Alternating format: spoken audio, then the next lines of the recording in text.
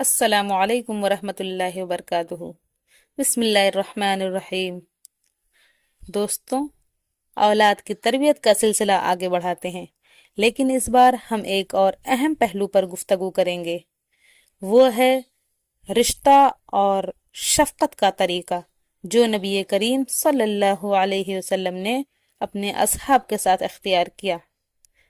پہلے حصے میں ہم نے دیکھا کہ والدین اپنے بچوں کو کیسے تربیت دے سکتے ہیں، لیکن تربیت صرف تعلیم یا نصیحت تک محدود نہیں ہے، یہ رشتوں میں محبت اور شفقت اور اخلاق کا اثر بھی رکھتی ہے۔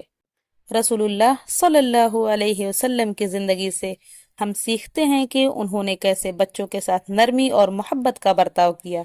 اپنے اصول اور طریقے سے انہوں نے ہر والدین کو یہ سمجھایا کہ اولاد کی تربیت میں شفقت اور سمجھ کتنی ضروری ہے۔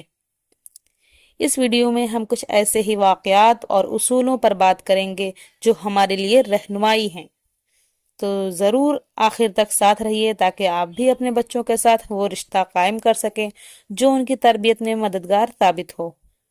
آج ہم وہ پہلو بھی دیکھیں گے جو اکثر ہماری نظروں سے چھوٹ جاتے ہیں، جیسے کہ رسول اللہ صلی اللہ علیہ وسلم بچوں سے کیسے پیش آتے تھے۔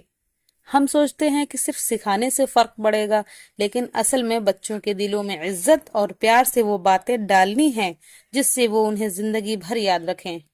رسول اللہ صلی اللہ علیہ وسلم کے قریبی اصحاب اور اولاد پر بھی ان کا یہ اثر تھا، ان کی ہر بات ان کے دلوں میں اترتی تھی۔ یاد رکھیں، یہ چھوٹی چھوٹی باتیں جو ہمارے بچوں کے ساتھ آج ہم کریں گے، یہی ان کا مستقبل بنائے گی۔ آج کے دور میں جب ہم دیکھتے ہیں کہ بچوں کو غلط اثرات اور میڈیا سے بچانا مشکل ہو رہا ہے، تو ضروری ہے کہ ہم اپنے بچوں سے وہ رابطہ اور محبت قائم کریں جو انہیں اس فتنہ سے دور رکھ سکے۔ ماں باپ کو اپنے بچوں پر شفقت اور ان سے پیار کرنا چاہیے۔ حضرت ابو ہریرہ رضی اللہ عنہ کا بیان ہے کہ ایک مرتبہ رسول اللہ صلی اللہ علیہ وسلم نے اپنے نواسے حضرت حسن رضی اللہ عنہ کو بوسہ دیا تو ایک صحابی نے کہا، میرے 10 بچے ہیں لیکن میں نے تو آج تک ان میں سے کسی کو بوسہ نہیں دیا۔ چنانچہ آن حضور صلی اللہ علیہ وسلم نے ان کی طرف تعجب سے دیکھا اور فرمایا، من لا یرحم لا یرحم، جو کسی پر رحم نہیں کرتا اس پر بھی رحم نہیں کیا جائے گا۔ بخاری مسلم کی حدیث ہے۔ اور حضرت عائشہ رضی اللہ عنہا کا بیان ہے کہ کچھ دیہاتی لوگ آن حضور صلی اللہ علیہ وسلم کی خدمت میں حاضر ہوئے اور کہنے لگے، کیا آپ اپنے بچوں کو بوسہ دیتے ہیں؟ تو آن حضور صلی اللہ علیہ وسلم اور صحابہ کرام رضی اللہ عنہ نے کہا، ہاں۔ تو وہ کہنے لگے، اللہ کی قسم ہم اپنے بچوں کو بوسہ نہیں دیتے۔ تو آپ صلی اللہ علیہ وسلم نے فرمایا، اوا املک ان کان اللہ نزع منکم الرحمت، اگر اللہ تعالیٰ نے تمہارے دلوں سے رحمت کو کھینچ لیا ہے تو میں کیا کروں؟ اور حضرت بریدہ رضی اللہ عنہ کا بیان ہے کہ ایک مرتبہ رسول اللہ صلی اللہ علیہ وسلم خطبہ ارشاد فرما رہے تھے۔ اس دوران حضرت حسن رضی اللہ عنہ اور حضرت حسین رضی اللہ عنہ نمودار ہوئے۔ انہوں نے سرخ رنگ کی 2 قمیضیں پہنی ہوئی تھیں اور ان کے پیر پھسل رہے تھے۔ حضور صلی اللہ علیہ وسلم نے انہیں دیکھا تو ممبر سے نیچے اترے اور انہیں اٹھایا اور پھر ممبر پر چڑھ گئے اور فرمانے لگے، سچ فرمایا ہے اللہ تعالیٰ نے، انما اموالکم و اولادکم فتنۃ، یعنی تمہارے مال اور تمہاری اولاد آزمائش ہے۔ میں نے انہیں اس حالت میں دیکھا تو صبر نہ کر سکا۔ پھر آپ صلی اللہ علیہ وسلم نے اپنا خطبہ کنٹینیو رکھا۔ ان تینوں احادیث سے ثابت ہوا کہ اولاد کے ساتھ محبت و پیار کا اظہار کر کے انہیں اپنائیت کا احساس دلانا چاہیے اور ان سے نفرت کرنے کے بجائے شفقت کے ساتھ پیش آنا چاہیے۔ بچوں کو ان کے حق سے محروم نہیں کرنا چاہیے۔ بچے خواہ چھوٹے کیوں نہ ہوں، انہیں ان کا حق ملنا چاہیے اور انہیں چھوٹا سمجھ کر ان کے حقوق سے محروم کرنا نہیں چاہیے۔ حضرت سہل بن سعد رضی اللہ عنہ کا بیان ہے کہ ایک مرتبہ رسول اللہ صلی اللہ علیہ وسلم کو ایک مشروب پیش کیا گیا۔ آپ اس سے پی کر فارغ ہوئے تو ابھی مشروب بچا ہوا تھا۔ آپ نے دیکھا کہ ان کے دائیں جانب ایک بچہ بیٹھا ہوا ہے اور بائیں جانب کچھ عمر رسیدہ لوگ ہیں، تو آپ صلی اللہ علیہ وسلم نے بچے کو مخاطب کرتے ہوئے فرمایا، کیا تم اجازت دیتے ہو کہ میں یہ مشروب پہلے ان بڑوں کو پیش کروں؟ بچہ کہنے لگا، واللہ یا رسول اللہ لا اوثر بنصیب منک احدا، اے اللہ کے رسول، میں اپنے حصے پر کسی اور کو ترجیح نہیں دے سکتا۔ تو آن حضور صلی اللہ علیہ وسلم نے مشروب اس کے ہاتھ میں پکڑا دیا۔ بخاری اور مسلم کی حدیث ہے۔ اولاد کو جائز کھیل کود کا موقع دینا چاہیے۔ اولاد کو خصوصاً چھوٹے بچوں کو ہنسنے اور کھیلنے کودنے کا موقع فراہم کرنا چاہیے تاکہ ان کے ذہنی نشو و نما ہو سکے، لیکن شرط یہ ہے کہ کھیل کود اور ہنسی مذاق حدود شریعت کے اندر ہو۔ حضرت انس رضی اللہ عنہ بیان کرتے ہیں کہ آن حضور صلی اللہ علیہ وسلم تمام لوگوں میں سب سے اچھے اخلاق کے مالک تھے، اور میرا ایک بھائی تھا جو ابھی سن شعور کو نہیں پہنچا تھا اور ایک چھوٹے سے پرندے کے ساتھ کھیلا کرتا تھا۔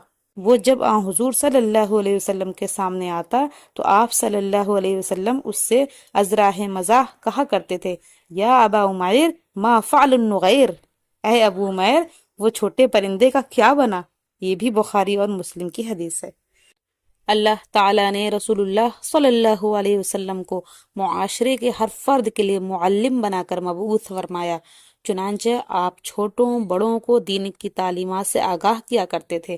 بچوں کی تعلیم و تربیت کے متعلق یوں تو آپ صلی اللہ علیہ وسلم کی کئی احادیث کو روایت کیا گیا ہے، لیکن ہم یہاں ایک جامع حدیث ذکر کریں گے جس میں آپ صلی اللہ علیہ وسلم نے ایک بچے کو چند بنیادی باتوں کی تعلیم دی تھی، اور وہ باتیں آج بھی ہر بچے کی اسلامی تربیت کے لیے انتہائی ضروری ہیں۔ حضرت عبداللہ بن عباس رضی اللہ عنہ کا بیان ہے کہ ایک دن رسول اللہ صلی اللہ علیہ وسلم کی سواری پر آپ کے پیچھے بیٹھا ہوا تھا۔